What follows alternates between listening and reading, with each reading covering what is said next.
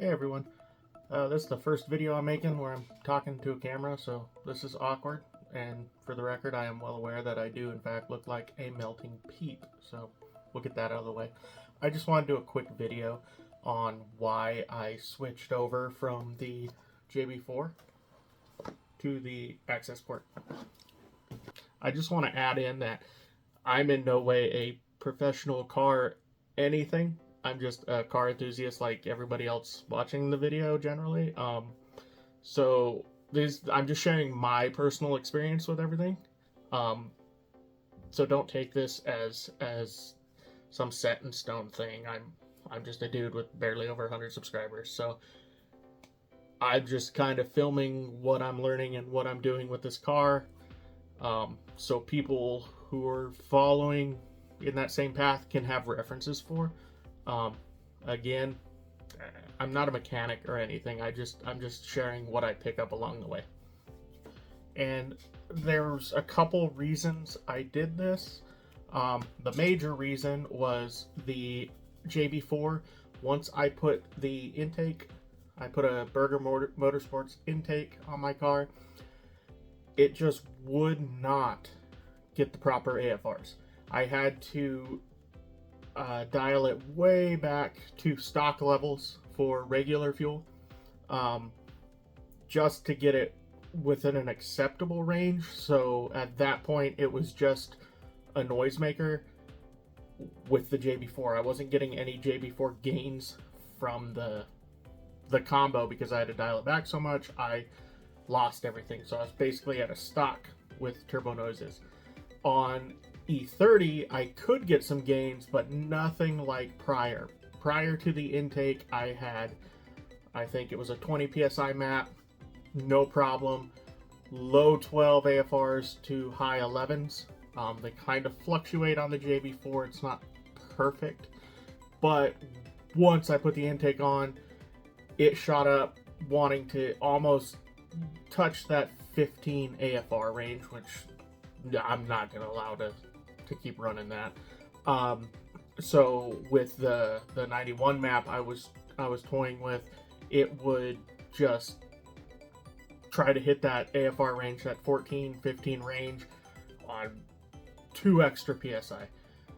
So I just went back to stock on that, stock levels I should say, and then eventually decided just to go with a Drunkmann Tune on the Cobb Accessport. Drunkmann tunes are night and day different than the JB4. Obviously, you are going to end up in the whole warranty game going this route. It's not my main car, so I'm not 100% concerned on that. So I always have another car to back up on. That being said, I do have other issues with the JB4, but not the JB4 itself. The JB4 works for what it does. The support kind of sucks, at least on my end. There's other people who worked with Berger and got great support. I know Dylan gets quite a lot of support and answers from Terry and Cannon over there. I kind of seemed to get treated like I went and kicked their dog or something. I bought the JB4, they answered a few questions, then once I had it and installed it, I reached out to them and they give the weirdest, shortest answers possible, very vague. And then I discovered the JB4 Forum. They have a tech forum. I went on there and I noticed they were giving a lot more in-depth answers to people who were asking questions. So I went on there and I'd ask my questions there, and they would ignore my question there as well, which was odd. And I was just trying to get simple questions, because you got to think, we're the beta testers for this. It's still under beta as far as I'm aware, so you think there'd be a better communication with the users, and I was just trying to get, hey, what is your guys' target AFR? Very simple question. Any tuner I have spoken to will tell you their target AFR. Quite often for the Subarus, it's the 11.8. Berger just ignored the question. And it wasn't until after I switched over to the Accessport and the Drunkmann Tunes that they finally pinned a post on the forum that shows what their target AFR is, and it's, I believe, low 12s. I don't like that too much, but that's what they want to do. When I was running custom maps, I was shooting for that 11.8 range. So yeah, their customer service, or I guess beta communications, it just was non-existent for me. Other people, they would help out, no problem, but I don't know what I did to them. With that part of the JB4 side of things, it just, I was not pleased whatsoever. The unit itself, it works fine for certain cars, or I should say for most cars. My car is just a whiny little girl, I guess, because it just would not cooperate. There's plenty of cars out there running the JB4, running intakes, running other mods, and they don't have such a drastic AFR spike that I was having. I think I found one other person, and they didn't even have an intake. One other person who was using the JB4 where their car, they couldn't get it to a usable AFR range. Well, I say usable, I mean the car's usable until it blows up, but a safe daily AFR range. It's a weird thing. Some cars just are different than others. It wasn't a case of parts being installed wrong, because I did nothing when I switched over to the Drunkmann Tunes, and he was able to get a great tune. I think it took 3 revisions on E30 and maybe 4 at the max on 91, and there were no signs of any leaks or nothing. So it was all a matter of just the JB4 comboed with the intake on my car. My engine, ECU, whatever, didn't like it. Just didn't want to hang. And it's frustrating because I have helped other JB4 users dial in their custom maps, no problem, with intakes. So it was just frustrating for me because I had helped people prior to even putting on an intake on my car, and then I got the intake and it just said, nope, you're screwed. So ultimately I switched over to the Drunkmann Tune, and I have 0 regrets on that one. It's insanely more oomph, to say the least. Like, I mean, you feel the power delivery so differently. It's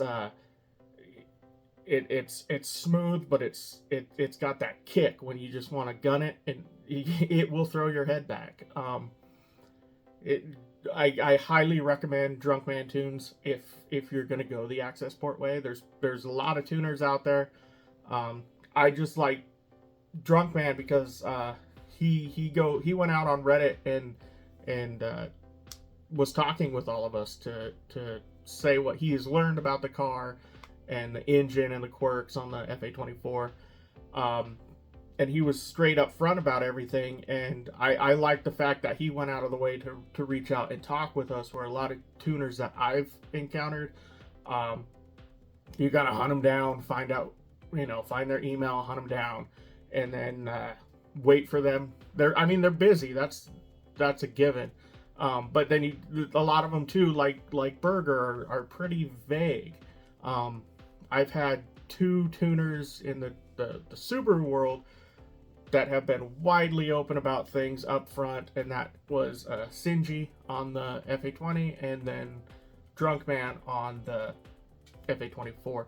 Now there's a lot of tuners out there. Ron Watson over at Fat Body, I hear great things about him. I've never spoken with him myself. He was just always one of the ones that I wanted to try and get with, but it just didn't work out at the time. And then the way Drunkmann approached the community, I like that, so I hit him up, and he was extremely quick and very, very upfront about what you need to do, what you need to look out for, and all his pre-checks when, you know, the logs he asked for just to even check if there's anything wrong with the car, if there's any potential leaks you might be able to catch right there, was great. The other tuners didn't, at least they didn't tell me that's what they were doing. I would hope they were doing it. But again, my experience with Drunkmann has been great. Nothing against any of the other tuners. Like I said, I've only used 2 in the WRX world. I've used 1 in the Focus ST world, which was JST, and he was fantastic too. I haven't really had a bad tuner since early Mitsubishi Lancer days, but that's a whole different thing. But yeah, gain wise, take it with a huge grain of salt. I'll put some virtual dyno logs on the end here of the video to compare E30 Drunkmann versus E30 JB4. Drunkmann virtual dyno was putting I don't want to say 374 and 398. Don't quote me on that. You'll see the picture towards the end here, and I want to say the I can't remember names. The JB4 was putting around 280 horsepower on the virtual dyno. Now I know virtual dyno, definitely take it with a grain of salt. But I think it was fair to compare the two here just for the fact that it's the same road I used, it's the same weather conditions, everything was the same outside of the tuning device in the map. So I'm kind of rambling at this point. All that being said, I don't have an issue with the JB4 unit itself. Many people are getting great results from it. My car just doesn't like it. So that's where that is. JB4 has already found a new home. It's being sent up to Canada to a new VB owner, so he can have some fun with that. And again, highly recommend Drunkmann tunes if you're going the Accessport route. Warranty wise, Accessport, you're flashing the map. Do it at your own risk. JB4, that's one of the benefits where so far anybody who's had a warranty claim, you remove the JB4, it went undetected.